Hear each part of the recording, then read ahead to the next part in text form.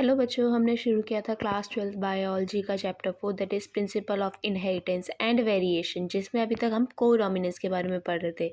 यानी कि एक ऐसी डोमिनेंस जिसमें पेरेंट्स के दोनों पेरेंट्स के कैरेक्टर्स विजिबल होते हैं। अब उसके आगे की अगर बात करें तो अभी तक हमने एबीओ ब्लड ग्रुपिंग के बारे में बात किया था, जिसमें क्या हो रहा था, capital I A, capital I B और स्मॉल आई, तीन हमारे जो जीन्स के एलील्स थे वो प्रेजेंट थे, तो उसकी वजह से हम उसको मल्टीपल एलील्स भी कह सकते हैं। लेकिन ज़्यादातर क्या होता है, जैसे अभी तक हमने पढ़ा कि किसी भी कैरेक्टर को सिर्फ दो एलील्स ही गवर्न करते हैं, यानी कि सिर्फ दो एलील्स ही होंगे किसी भी कैरेक्टर को कोड करने वाले।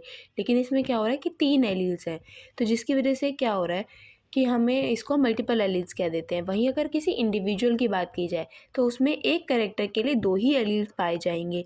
मल्टीपल एलील्स सिर्फ हम पॉपुलेशन में ही स्टडी कर सकते हैं। वहीं आगे की अगर बात की जाए तो इसमें एक एग्जांपल दे रखा है कि अगर कोई एक ऐसा प्लांट है जिसमें जैसे कि पी का प्लांट है, उसमें क्या हो रहा है कि स्टार्च की जो सिंथेसिस है वो पर्टिकुलर जीन जो कैपिटल बी या फिर स्मॉल बी है उसके जो दो एलील्स है वही कोड कर पा रहे हैं। अब स्टार्च की सिंथेसिस जो है वो कैपिटल बी जो एक होमोजाइगस पेयर है वो लार्ज अमाउंट में कर पा रहा है। लेकिन वहीं अगर स्मॉल बी होमोजाइगस पेयर की बात की जाए तो वो सिंथेसिस कम कर पा रहे हैं, जिसकी वजह से क्या हो रहा है कि कैपिटल बी जो है वो राउंड सीड्स बना पा रहे हैं, लेकिन स्मॉल बी में रिंकल सीड्स आ रहे हैं।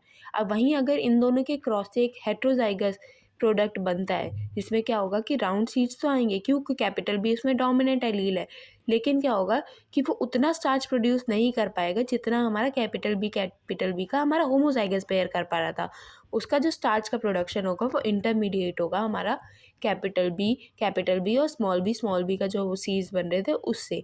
इससे हमें क्या पता लग रहा है कि जो फिनोटाइप है उसमें क्या हो रहा है कि इनकम्प्लीट डोमिनेंस हो रही है। वहीं आगे की अगर बात की जाए डोमिनेंस के बारे में, हम जो पढ़ रहे थे कि डोमिनेंस एक ऑटोनॉमस कैरेक्टर नहीं है, वो एक इन्फॉर्मेशन है जो कोई भी जीन कोड करता है। वहीं वो उस पर डिपेंड करती है कि उसके फिनोटाइप में वो प्रोडक्ट पर्टिकुलर आएगा नहीं आएगा, वो उसके एग्जामिनेशन या फिर पर्टिकुलर फिनोटाइप पे डिपेंड करेगी।